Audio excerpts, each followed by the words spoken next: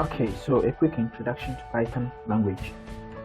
Um, so like I said in the previous video, this is the editor and this is the console. This is where we'll be doing the coding, and this is where we'll be seeing our outputs or the results of whatever we are coding. Alright, so there are a lot of languages around, and I believe you might have heard about some of them. Python is just one of them, and Python is one of those general languages, or is one of those languages you can use for a lot of things. Like, it's multi-purpose. Yeah, people use it for scripting, as in automating scripts like computational scripts. I think in my aspect of engineering, we use it to reduce levels, we use it to compute elevations, we use it to compute bearings, northings and eastings, and a whole lot of things. We use it for various things. In other aspects, you can use Python for web design, you can use Python for app design. There are libraries and plugins that you can use to allow you to be able to create anything you want to create. That's why I'm saying it's multi-purpose. Okay. Every language has its syntax. Python is an interpreted language, and what it means is that there's a layer below this code. Okay, that when you type, let's say when you say print hello world, okay, so when you say print hello world like this, you say print hello world, what happens? And you run it. Okay, what happens is it prints this hello world, but something converts this whole thing into another language for the computer to understand. Remember, the computer understands ones and zeros, right? It doesn't really understand print hello world. It doesn't understand English. It just understands 0 and 1. It's binary. 0 and 1, 0 and 1, 0 and 1. But something converts all these things into zeros and ones for the computer to understand. That's what I'm talking about. That's the interpreter. Okay, it's what does the interpretation for the computer to be able to understand that. I hope you are getting it. Now, every language has its syntax. Okay, its syntax basically means its grammar, the way you speak, and the interpreter will be able to understand. Now, I can't just say, I can't say something like this. Give me hello world. If one, let's try it, then you see, let's run it. Okay, you can already see that it's telling me that there's an undefined name for give me. Undefined name, give me. Why is it telling you this? Because this give me is not part of its syntax. It doesn't really know what give me stands for. But if you replace give me with print, okay, it says I know what print stands for. Print means I should output whatever is inside this quotation. Easy. Yes. So Python, or every language, has its syntax, how you communicate to it, and to be able to interpret it effectively. Yeah.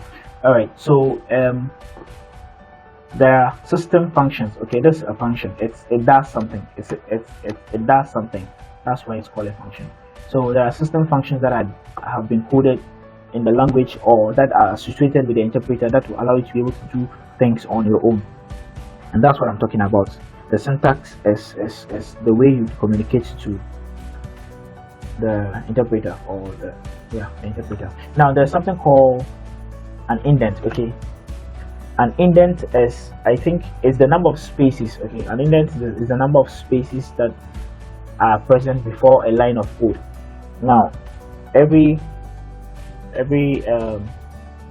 language allows you to be able to code in blocks. Okay, yeah, suites or blocks.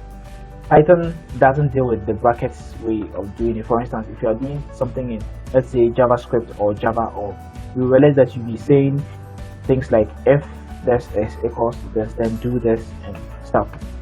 But Python does not work like that. Python deals with indents. Okay, so it works like this. If, then the statement, then you bring your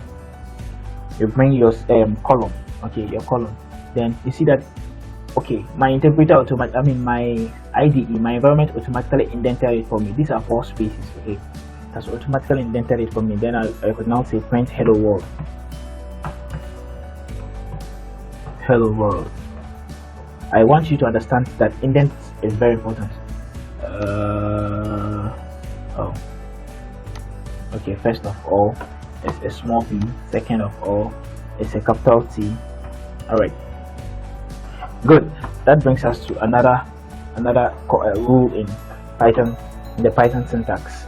Python is case sensitive. Okay, so whatever you do, you have to make sure that you are using the right spellings, you are using the right capitalization. You don't use small letters in place of capital letters, and vice versa. Okay, So as you can see, it was telling me that it doesn't know what small t RUE means, but it knows what capital T RUE means. True. So if true, do this. Now that's the indent I'm talking about, this space. Okay, you are telling Python that you see this one as it's shifted inside this code, it is part of this one. You understand? Yes. Now if I bring it out here, I just press this backspace. If I bring it out here, it's going to be in the same line as the F. And what it means is that it is equal to the F. It is its own parent. It is its own master. Do you understand?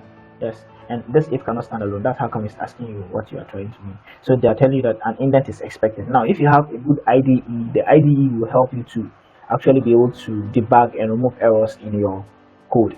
So this is why it's telling you that expected an indented block. So now I'm just going to press. I'm going to put my tab here, my cursor here, and I'm going to press the tab.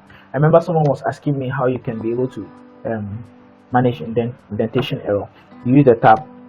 I don't usually encourage you to press the space bar 4 times. Okay, just use the tab key. It's consistent. All right, so that's the indenting part. Now there's something called a comment. Okay, now a comment is you see this part. It's a comment. Now what I mean by a comment is when you're typing your code. For instance, if you have a long blocks of code or a long page of code, okay, lines of code, and you would have to, for instance, this if it does something, you would have to tell, one day you'd come back and you're looking at this if, exactly what is this if doing. You would wish you had kept a note up here to tell you that this if is checking a certain condition to see if it's true, and if it's true, it should do something. Okay, so that's what I mean by comment. You as a programmer, you need to attach comments to your code so that someone else who takes it can be able to interpret it, or even one day you can take it and interpret it for yourself. You understand? So now, for instance, you want to say this line below checks if the statement is true. Now that's your comment.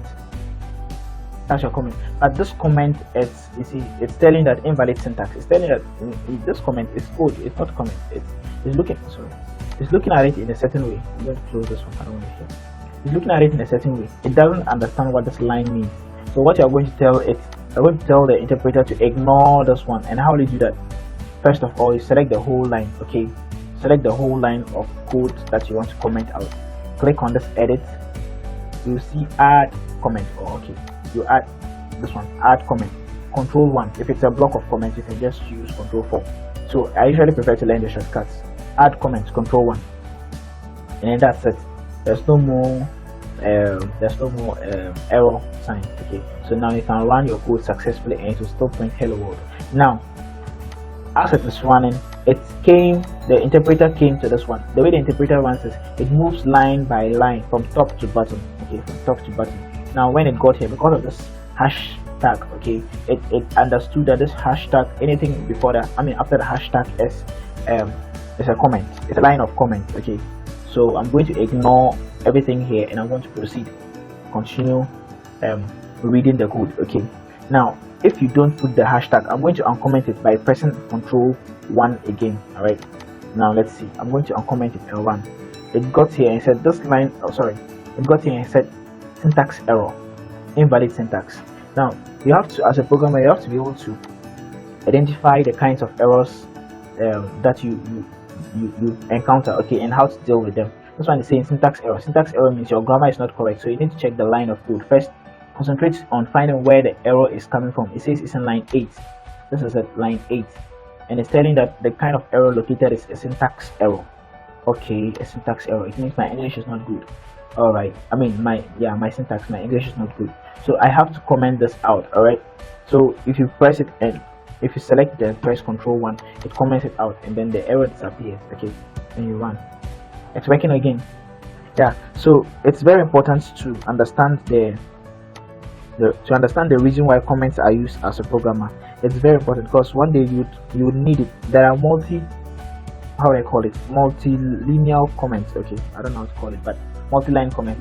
This for instance is a multi-line comment. Okay, see that I can put any other thing here. I can copy this one. Okay, this one that they say it doesn't like, I can copy it, and then I can put it inside this line, and it's not going to mine it. You understand? You put three apostrophes here, three apostrophes here. You can do it for yourself if you want. You can use the single apostrophe 3 times, then down to 3 times. Now anything you put here is a comment. It's a comment. Okay. All right. Or you can do as above. You can use the triple apostrophes, double apostrophes. Okay. Quotation marks. I'm sorry, quotation marks, and everything here is a comment. You understand? They're not apostrophes. I'm sorry, they're quotation marks. Okay, nice. So something else I want to show you. When it comes to the quotation marks, okay, you can choose to say print hello world. I always prefer to use the double quotation marks. Okay, it does not mean you cannot use a single quotation marks. Print hello world, it still works. Okay, it still works. Both of them will work. Let's see. Hello world, hello world. This hello world belongs to the first one. This hello world belongs to the second one. I believe you understand. All right. So now I'm going to clear my console because it's getting clumsy. I'm going to press Ctrl L. Okay, or if you want, you can right click and clear. Where is it? Clear console. Ctrl L. I think the shortcuts are very important. Now, the difference between the double quotation mark and the single quotation mark is, for instance, you want to use another quotation mark inside the line of code you are printing. For instance, print the world's greatest showman. Okay, one of my favorite movies. The Greatest Showman. The world's greatest showman. Okay, and you want to do the same thing here. The world's greatest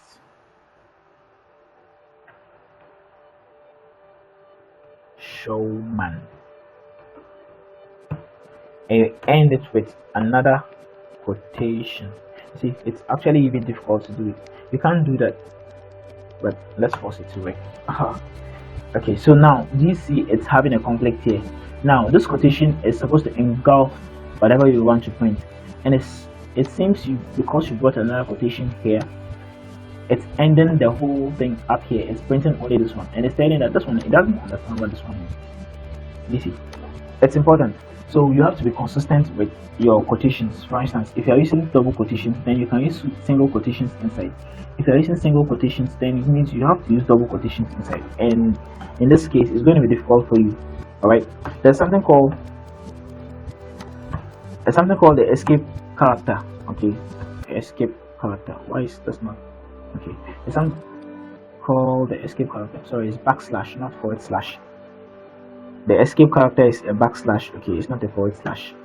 Okay, now if you use this escape character backslash, then you can use the same kind of quotation. I don't know if I'm making sense to you, but you can use the same kind of quotation. Now this single quote is engulfing the whole thing, and this another single quote. Now it's because of this backslash, it's considering the single quotes to be part of this word. You understand? Now if you come here, you don't need a backslash because it is engulfed by double quotes, so automatically the single quote belongs to this word. Assuming you want to use a double quote here, it means you need to use a backslash, then this, in order to make sense. You understand? Yes. So it's important. You need to understand exactly what it is you are doing.